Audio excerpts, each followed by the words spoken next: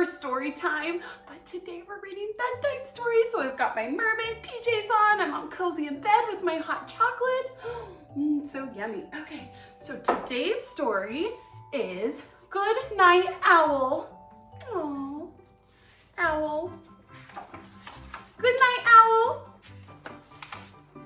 Owl was settling into bed when he heard a noise. Oh, what could he hear?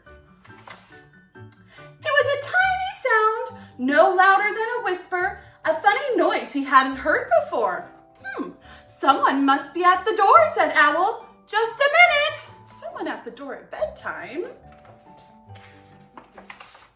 But no one was there. Probably the wind, said Owl. And he lay down in bed and said to himself, Good night, Owl. Squeak! And then he heard the noise again. Was it a mouse? It's coming from the cupboard, said Owl. The noise is coming from the cupboard? So he went to take a look. Owl has a nice robe. So Owl went back to bed. Good night, Owl, he said. What's that? And then he heard the noise. Squeak! Oh my goodness. It must be under the floor, said Owl. Under the floor?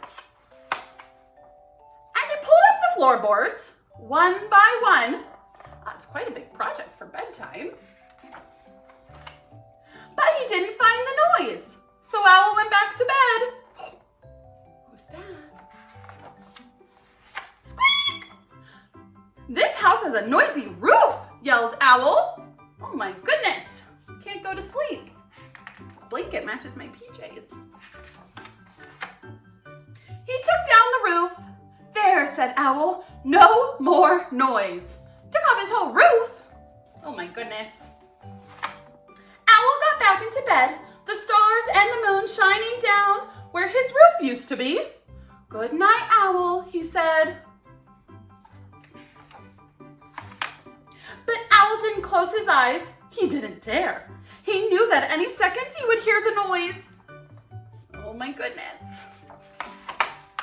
He waited and waited and waited and waited. Squeak! It's in the walls, Owl screeched. He's not looking too happy. I'll get your noise, Owl said, and he tore down the walls of his whole house. His whole house? Oh my goodness. But he found nothing. The cupboard was empty, the floorboards were pulled off, the roof was pulled down, and the walls were gone. Owl went back to bed and he said, Good night, Owl. He looks a little scared.